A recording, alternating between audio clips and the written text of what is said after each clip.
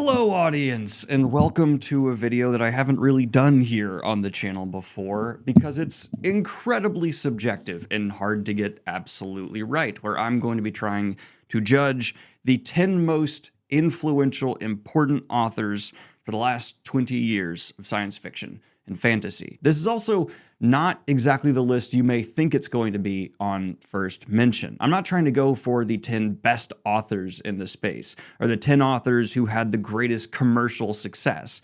Instead, I'm trying to look at the 10 who, in my opinion, have tipped the needle of what kind of storytelling is popular within this space and have influenced fellow authors that are continuing on to ride a wave that these people either started or drastically increased. So please keep that in mind. I also have a pretty long list of honorable mentions that I think are authors who have made a splash in their own right in the last 20 years or just reached a new high in their career. But to make it absolutely clear of what exactly I mean by influential, an example is, I think the Gentleman Bastard sequence by Scott Lynch is incredibly well written, but I don't necessarily find it to be influential. There's not a whole lot of people who are taking the flag he's bearing and running further with it. Le Guin, while she did certainly put out books that I enjoy immensely in the years 2000 to 2020, her influence was far more felt in the 80s and 90s, so she would be a high-ranking member of that list. Jim Butcher's Dresden Files I also am not going to include because while I have had a long love-hate relationship with it, I appreciate it immensely.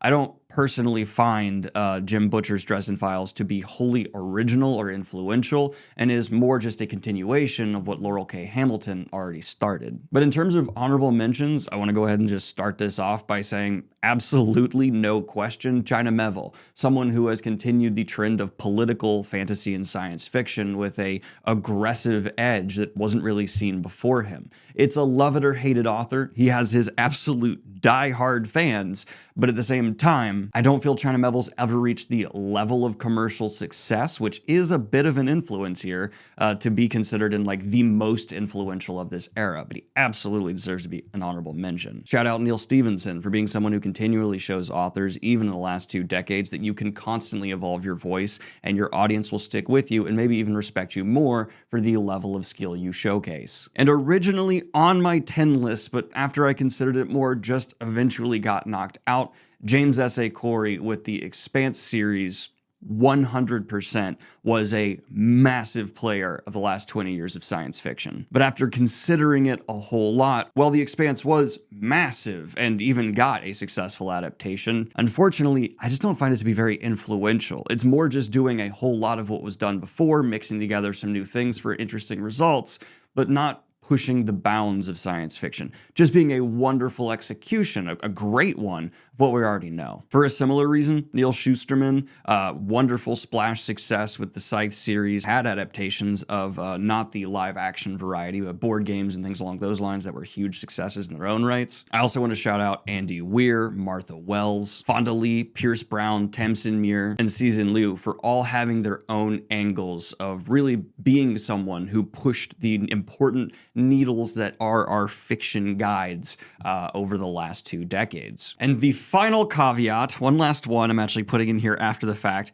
I am going to get people mentioning, why aren't you talking about the rise of cozy fantasy? With the cutoff being 2020 and things like Legends and Lattes, which propelled the genre to high highs, coming out after that, it would be in a list or a consideration for 2020 to 2030. But now keeping in mind, because of the time constraints we're in, there can be no Terry Brooks, no Asimov, no Robert Jordan, Tolkien, Pratchett, or Butler. Let's look at the 20 biggest names that had the largest impact on science fiction and fantasy in the last 20 years, in no particular order, because I feel like all these people had influence of a different variety, so trying to rank them wouldn't really make sense. And I want to start with one I know is going to get a reaction from some people, but I believe is just undeniably true as one of the most important names within fantasy specifically of the last 20 years, and that is going to be Sarah J. Maas. You can personally dislike her books, what she is influencing in the fantasy space,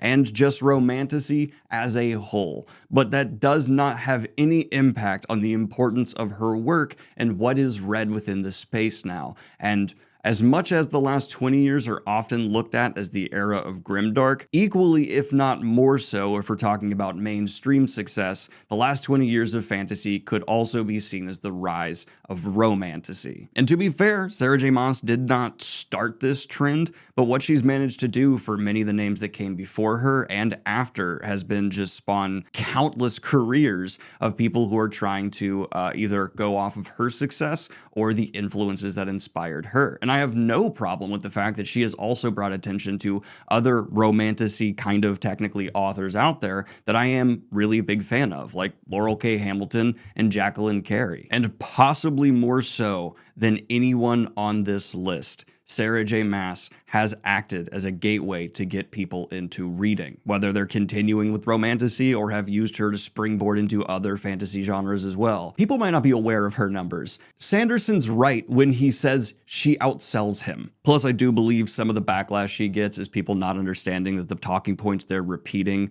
are just like leftover opinions that permeate our society from like the general prudence of the past. For sure, if she was a male author writing just as sexy books, which there are plenty of in this space that are not labeled romantasy, she would not be getting as much hate as she does. Now, there's inevitably a part of this conversation where some people are going to be wondering why I didn't put Stephenie Meyer in this spot. And there's totally a case to be made that you should in place of Sarah J. Maas because they're kind of filling a similar vein. But I would maintain that Sarah J. Maas has had more of a sustained impact. And while Stephenie Meyer, without question, did create one of the most money-making franchises of recent memory, her actual impact on what's being put out in this space I feel was surprisingly minimal. I mean, certainly romantasy can say it got more popular as a whole because of Twilight, but I don't really feel the specific type of romantasy that Stephenie Meyer was writing is what is the current wave now. And I have read a surprising amount of quality romantasy to straight up smut for my job.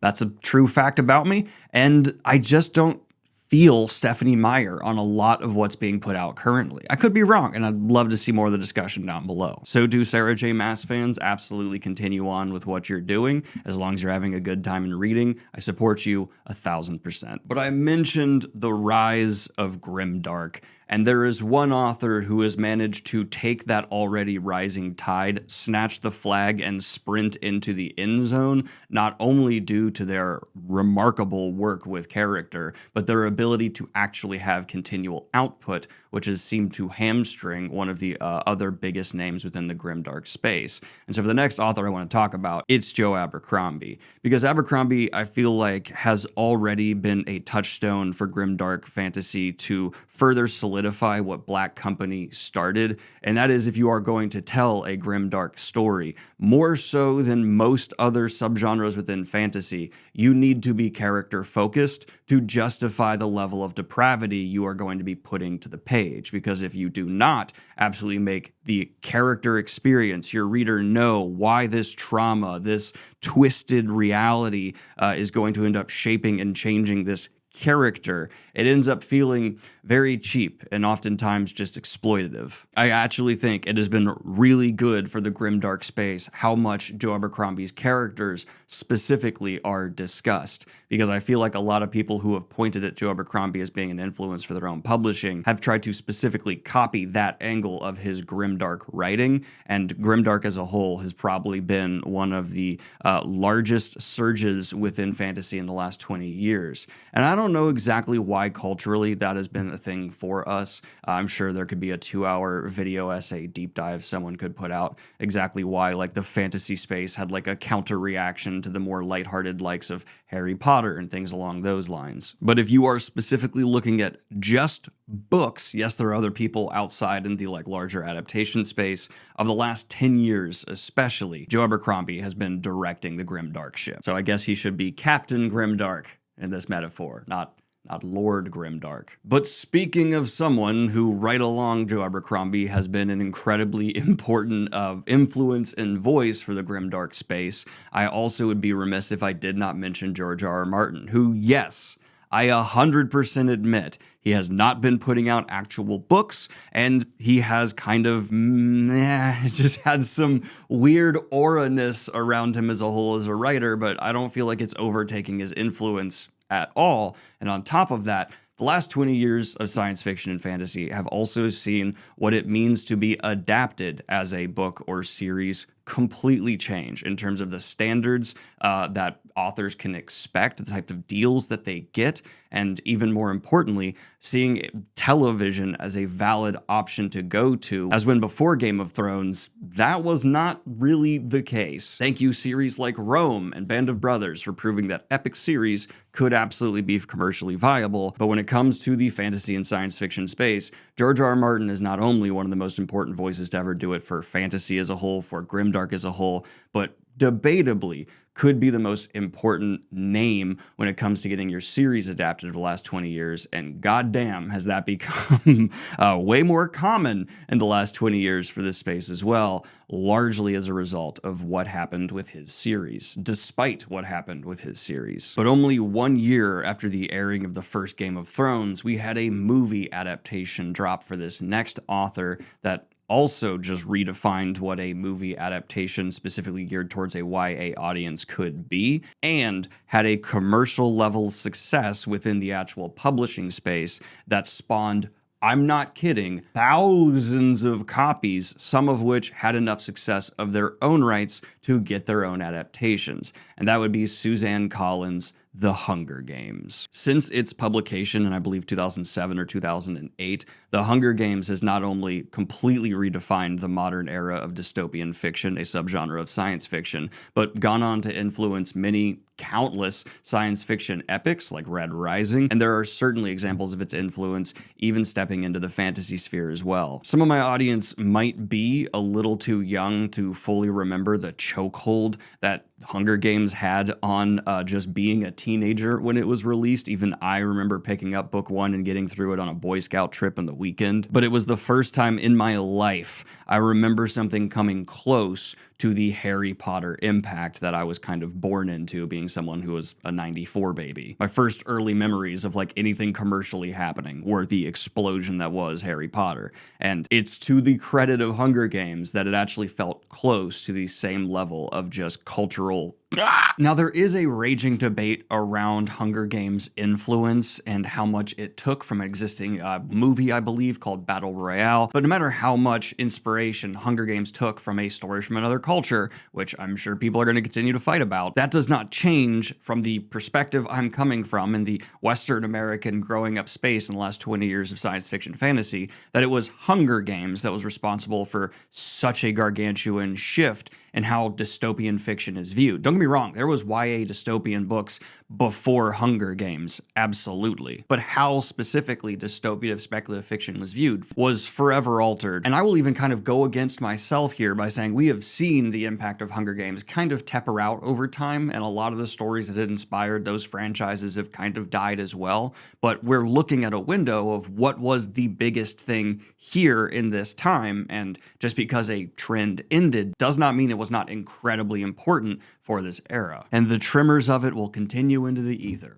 For how long? I have no idea. And I'm going to be done talking about adaptation after this, but Hunger Games as well, when it comes to adaptation, was a box office phenomenon. And similar to what Game of Thrones did to TV and somewhat movies as well, Hunger Games is solely responsible for many other franchise movies coming out that ended up being box office smash hits in their own right. All right, but I've talked a lot about the importance of adaptation. I've talked about just being a big seller, but there's other sides to influence, especially within publication, that are just as important in terms of influencing what readers end up with in their hands. Oh my lord, in the last 20 years, we have seen mental health discussion become a focal point of thousands of stories that have become bestsellers across the genre. And going back to like the earliest examples of this, a person in my Discord server actually showed me a massive success in the YA, actually maybe middle grade space, that was doing this well before it was popular. ADHD and dyslexia being defining traits of his main protagonist, and that would be Rick Riordan's Percy Jackson. And this is actually the individual who knocked out James S.A. Corey because I had my mind changed. I would even mention his most recent adaptation, though that came out after the time frame we're working about, and his original one was middling. But I want to emphasize the point that Ghazi made here, where yes, mental health has absolutely been something that's been discussed specifically in science fiction for decades, but now it seems to be a touchstone of having great characters within your series, having actual depression, anxiety responses to traumatic events, and you can even name that directly what it is depending on the setting of your story. And a whole lot of authors who are in the age range that are now putting out these books were of the right age to be picking up Percy Jackson and seeing the direct representation we're talking about and inclusivity that has also become more of a staple of the genres today. This one could be a reach that I'm misreading, but I like the point Ghazi made, and I'm an outsider of the Rick Riordan fandom, but speaking to people who are just voices I respect in the space, as well as just people who are fans of Rick Riordan, I really do believe it seems to be the right call to include him here. But this takes me to, oh boy, the internet. It's sure a thing, and publishing within it basically became a viable career path within the time frame of the year 2000 to 2020. In fact, some of the biggest names in fantasy fiction got their start just putting up essentially fan fiction on forums. That eventually developed into entire websites and ecosystems devoted to putting out self-published work from authors, to now some of the actual most income receiving authors in science fiction and fantasy being people who do not have deals with traditional publishers and instead are just behemoths that are now making your average reader wake up and realize they can read indie published stuff and it'll be quality. I know for a fact there are several indie published authors who have been offered 7, 8-figure deals from trad houses and said no because in the year 2024, they're making enough money being independent that they don't need it. They don't need a middleman to give away any of their rights or even to get an adaptation. And while there are technically bigger names in this space, and while there are technically people who had a huge level of success before my next pick, this individual has been moving in the right ways so strategically and setting such a great example of how to maintain independence. I really got to give this to Will White, despite my own not loving his books. And this is also a way for me to be able to give a hat tip to the future with the continual rise of lit RPG and or progression fantasy that's been coming up, and especially in the last few years in the space. I mean, if we're talking about, in terms of this list, trying to actually predict the future, this name right here and the ones around it are probably going to have the biggest impact in terms of the change of publication, the literal process in which you receive your book. If you had to actually look at possibly 100 years from now,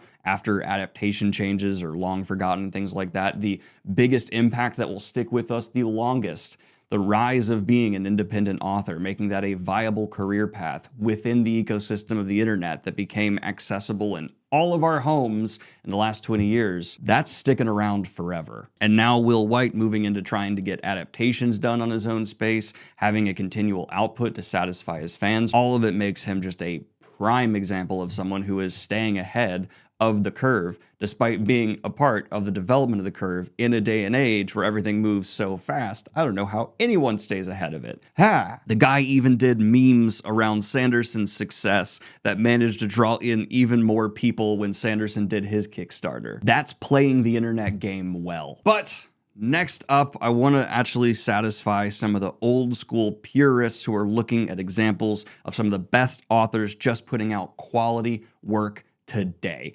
because both of these genres would completely fall apart if we did not maintain having masters of the craft within the space who continued to redefine how we even think of science fiction and fantasy. And if I was just looking at the continual highest caliber author within the space over the last 20 years, it's going to be Adrian Tchaikovsky. Can I ever say his name right? I don't know. Children of Time, Dogs of War, Empire in Black and Gold, Cage of Souls, The Doors of Eden, Guns of the Dawn. All entries you will find fans of that maintain are probably one of their favorite books ever, and they're released fairly recently. Adrian Tchaikovsky also understands the true potential of science fiction. He made Spider Society somehow not awful to read about. And with his writing styles being so strange yet mainstream success breaking, it gives me hope that just your layman reader is still interested in this kind of just perspective shifting, changing storytelling. Adrian Tchaikovsky is going to be someone who the purists of the genre for decades to come point people towards for this era,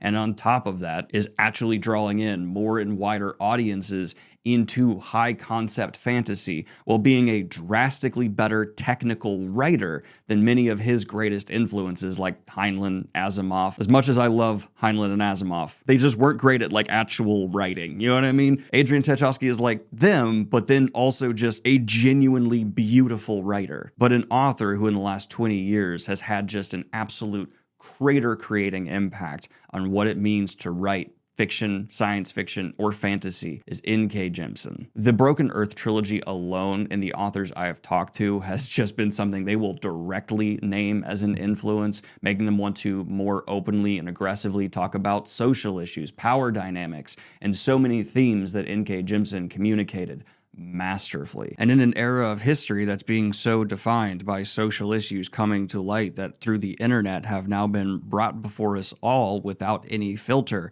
N.K. Jemisin's The Broken Earth does a wonderful intersectional examination of everything from our effect on the world in terms of climate change, power structures, racism, and systemic issues that still plague us, of course, to this day. All while writing an epic series that has been praised for its characters, narrative, world building, amazing, epic high fantasy. Maybe this is just me missing out on some examples, but in terms of writing the style of commentary that N.K. Jemisin does, I can't think of a world outside of the Broken Earth trilogy that feels as still genuinely epic while feeling so close to home and such a clear mirror into our own zeitgeist. Don't get me wrong, there's been political influence and social commentary in science fiction and fantasy all the way back since its essentially beginnings. And the Broken Earth trilogy, I believe, was one of the first, if not the first series to win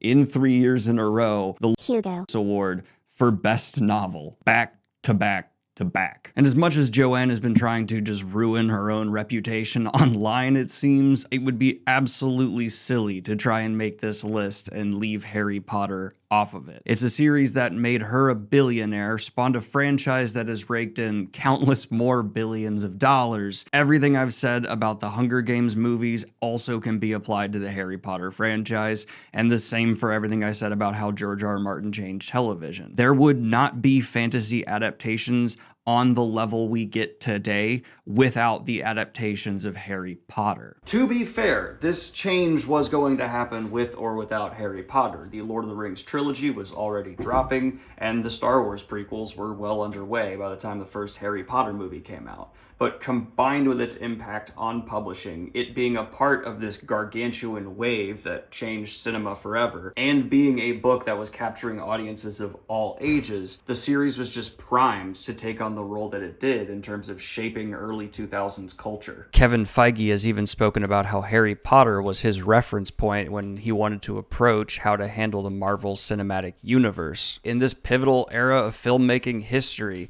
Harry Potter was a cornerstone in the development of franchises and entertainment as a whole, and still to this day, many are trying to copy its success. Hollywood is different because of Harry Potter. Publishing is different because of Harry Potter. Fantasy as a whole is different because of Harry Potter, and I would even extend that out to just fiction in general. And this series even had the added benefit of being one of the first smash successes as well that had the internet to just continually boost its popularity through forums and blogs. It even became a part of just the touchstone of the early 2000s. It has its own Disneyland scale theme park. You all know who the last mention on this list is going to be.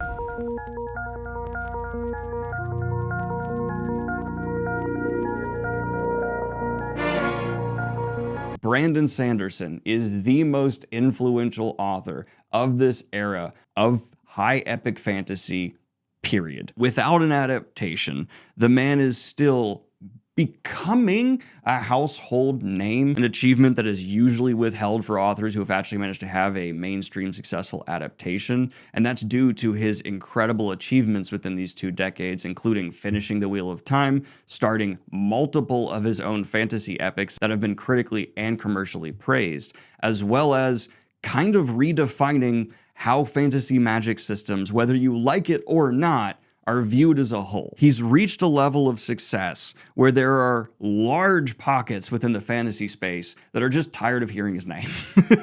Which, like, fair. I'm a fan, so I'm not, but I get how if you're not a fan of Sanderson, it feels like he's just sucking up the oxygen, which I want to be very clear, he's absolutely not. There have been bigger hits in various decades than him, and with the internet, there is more space than ever for people to succeed. But even other angles we've talked about with various authors apply to him as well. While he is a traditionally published author, Sanderson has been dominating the being a presence online to market yourself game. From his lectures that I know tons of actual writers have used to inform their own writing, to having his own YouTube channel that's blown past myself and nearly every other booktuber on the platform. And with that, continually releasing books to feed his fans, which is an aspect of writing that has become a massive contributing factor to whether or not an author becomes popular in this era. The long-term impact of Sanderson, I can't really predict. It's certainly going to be there, but in terms of immediate impact on what we are all reading now, Sanderson is the big dog. Sanderson outsells nearly everybody,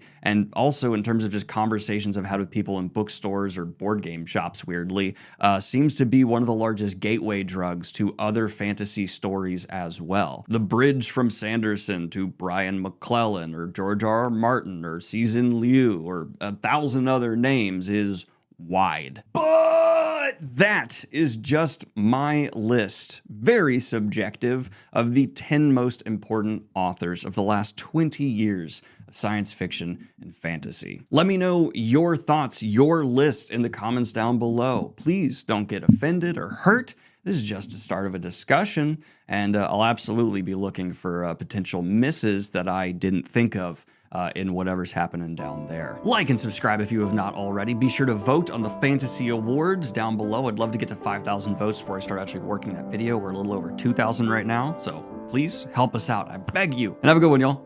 Peace.